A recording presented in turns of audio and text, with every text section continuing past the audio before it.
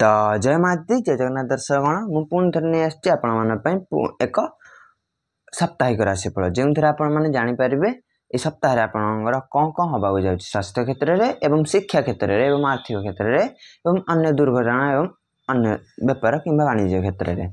तो पुणी थे मुझे चाहूँगी जीवनटा गोटे माने जो मैंने आज राशिफल देखुं किए निजक सुखी बोली मन कर निश्चिंत भाव में कमेंट कर कौठू आप देखुं आम भिडियो निश्चिंत भाव में कमेंट करूँ निजक किए सुखी बोली मन करुँचा निश्चिंत भाव कमेंट करूँ मुझे भी देखिए आम ऑडियंस मान भर किए माने निजक अत्यधिक खुशी किंबा ता भाग्य अनुसार किंबा तार कर्म अनुसार से सुखी निजक अनुभव कर निश्चिंत भाव में कमेंट करूँ बहुत खुशी लगे। तो प्रथम आम राशिफल आरंभ करिया मेष राशि जातक मैंने पुणी थे मुझे निश्चिंत भाव में कमेंट करूँ बहुत भल लगे देखी भी केते निजक सौभाग्यवान भावुं। तो मेष राशि जातक मान आज सप्ताहटी नॉर्मल यही सप्ताहटी मुझे चाहूँगी चारोटी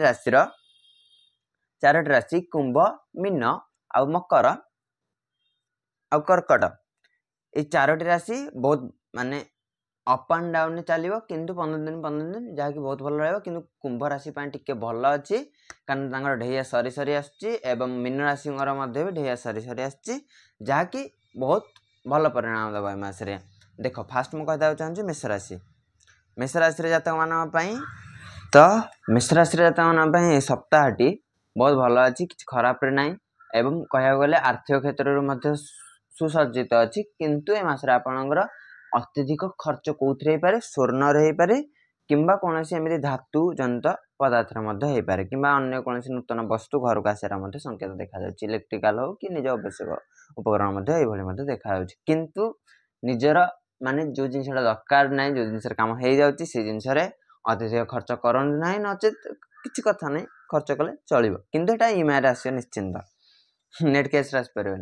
तो एवं आम परवर्ती राशि वृष राशि जातक मान सप्ताहटी बहुत भल रही स्वास्थ्य क्षेत्र में बहुत भल रही सप्ताहटी आपणकर माने उन्नत चिंताधारा जहाँकि आप अन्य मान पाखे माने एग्जांपल देके आम बुझिया आपड़ कौटी गोटे जलखिया खाऊँ से 4 जन कथा होती आप गोटे एमती गोटे अलग चिंताधारा उन्नति करेंगे जहाँकि से 4 जन को आपन प्रति आकृष्ट कला भाई संकेत देखा कि आपन को माने विद्वान अन्य एक दृष्टि भल दृष्टि देखिए यही सप्ताहटी आपमती आगे दृष्टि जी अर्थ क्षेत्र में बहुत भल अच्छी स्वास्थ्य क्षेत्र में बहुत भल अच्छी।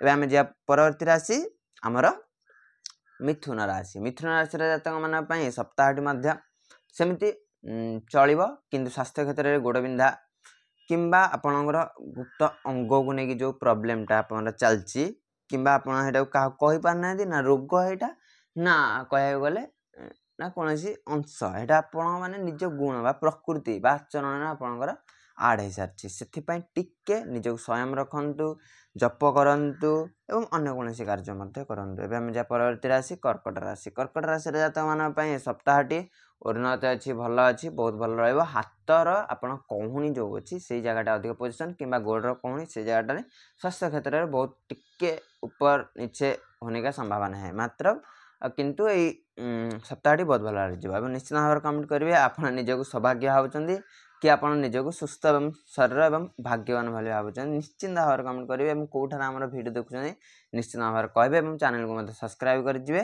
तो आम जा परवर्ती राशि सिंह राशि जातक मान सप्ताहटी अर्थ क्षेत्र कौन टेंशन ना रोग क्षेत्र कौन टेंशन ना केवल गोटे टेंशन चरित्र मो चरित्र केंद्र अच्छी मुझे लोक मान कहीपर मु बापा हिसाब से कि मु माँ हिसाब से कि मु बड़ हिसाब से केमी से 4 जन को माने गोटे भल मार्ग देखी पारे यही सप्ताहटी सेमती आगे भावे यही सप्ताहटी आपड़ जीव कि अर्थ क्षेत्र भल अच्छी अर्थ क्षेत्र टिके अनावश्यक खर्चर संकेत देखा कि रोग क्षेत्र में पेट जनित संभावना थिला किंतु एवं सप्ताह हम ना अत्यधिक से बड़े देखा ये सप्ताहटी बहुत भल अच्छे। जो आम परवर्ती राशि कन्या राशि मन सप्ताहटी यदि आप बहित अच्छा तो ये सप्ताहटी पारिवारिक चिंतार कि पुत्र कि संतान मानी माने जी आप पितामाता अच्छा तो निश्चित भाव माड़ ढार संकेत देखा मन मनोरंजन अच्छी किंतु बहुत जल्दी मतलब सप्ताह शेष बेलू ହେତୁ ମନମନ୍ତ୍ରଣରେ ରହିବ ନାହିଁ। ଏବଂ ମାଡ଼ଗୋଳର ମଧ୍ୟ ସମସ୍ୟା ଦେଖାଯାଉଛି।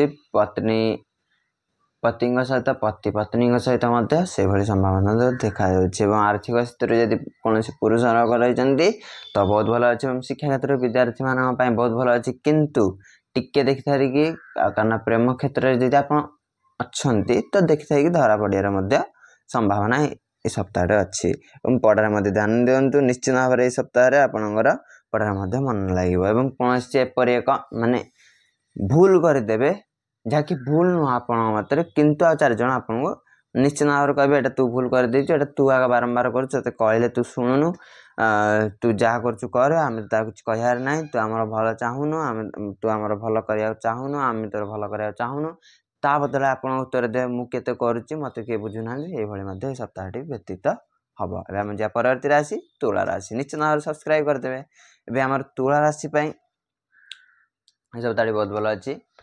କିନ୍ତୁ କହିବାକୁ ଗଲେ ଏଇ ସପ୍ତାହରେ ଆପଣଙ୍କର ଏକ କୌଣସି ଯଦି ବେପାର ଜନିତ ସମସ୍ୟା ଅଛି କିମ୍ବା କୋର୍ଟ ମକଦ୍ଦମା ଜନିତ ସମସ୍ୟା ରହିଆସିଛି ବହୁତ ବର୍ଷ ଧରି, ଏମିତି ଏକ ଉପାୟ କିମ୍ବା ଜ୍ୟୋତିଷମାନଙ୍କ ଠାରୁ ଉପାୟ ମିଳିପାରେ ଯାହାକି ଆପଣଙ୍କର ସେ କୋର୍ଟ ଜନିତ ସମସ୍ୟାର ମଧ୍ୟ ସମାଧାନ କରେ। ଯଦି ଆପଣଙ୍କୁ ଉପାୟ ମିଳୁନି ନିଶ୍ଚିତ ଭାବରେ କମେଣ୍ଟରେ କୁହନ୍ତୁ। ଯେଉଁ ଜିନିଷର ଆପଣଙ୍କୁ ଉପାୟ ଦରକାର, କୌଣସି ବସ୍ତୁର ବି ଆପଣଙ୍କର ଉପାୟ ଦରକାର, ନିଶ୍ଚିନ୍ତ ଭାବରେ ରୋଗ ହଉ, କେସ୍ ମକଦ୍ଦମା ହଉ କିମ୍ବା କୌଣସି 10 ଦିଗରୁ 10ଟି ପ୍ରୋବ୍ଲେମ୍, ଯଦି ଆପଣଙ୍କ ପାଖରେ ଏତେ ପ୍ରୋବ୍ଲେମ୍ ଅଛି ତୁମ ପାଖରେ ଏତେ ଉପାୟ ଅଛି ତାକୁ ତ ସରିବନି। ସେଥିପାଇଁ ଯେକୌଣସି ଉପାୟ ଆପଣଙ୍କୁ ଦରକାର ନିଶ୍ଚିନ୍ତ ଭାବରେ ଆପଣଙ୍କୁ ପ୍ରଦାନ କରିବି, ପୁଣି ସଫିସିଏଣ୍ଟ, ଆପଣଙ୍କୁ ସେଇଟା କାମରେ ଆସିବ। ଆପଣଙ୍କ ଜାତକ ଦେଖିବେନି, ଆପଣଙ୍କ ଜନ୍ମ ତାରିଖ ମାଗିନି, ଆପଣଙ୍କ ନାଁ ଦରକାର ନାହିଁ, ମୋତେ କେବଳ ସେ କହିଦିଅନ୍ତୁ, ମୁଁ ଆପଣଙ୍କୁ ଉପାୟ ଦେଇଦେବି। ଏବେ ଆମେ ଯାହା ପରବର୍ତ୍ତୀ ରାଶି ବିଛା ରାଶି। ବିଛା ରାଶିର ଜାତକମାନଙ୍କ ପାଇଁ ନିଶ୍ଚିତ ଭାବରେ ଚ୍ୟାନେଲକୁ ସବସ୍କ୍ରାଇବ କରିଦିଅନ୍ତୁ। ପ୍ରଥମ କରି ଯଦି ଆସୁଛନ୍ତି ଆମର ଭିଡ଼ିଓକୁ ଦେଖୁଛନ୍ତି ତ ଆମେ ଯିବା ରାଶିଫଳକୁ। ଏଇ ସପ୍ତାହଟି ଆପଣଙ୍କର ବହୁତ ଭଲରେ ଅଛି। ବିଛା ରାଶିମାନଙ୍କର ନା ଏତେ ଅପ୍ ଡାଉନ୍ ଅଛି, ନା ଅର୍ଥ କ୍ଷେତ୍ରରେ ଏତେ ବ୍ୟତୀତ ଅଛି।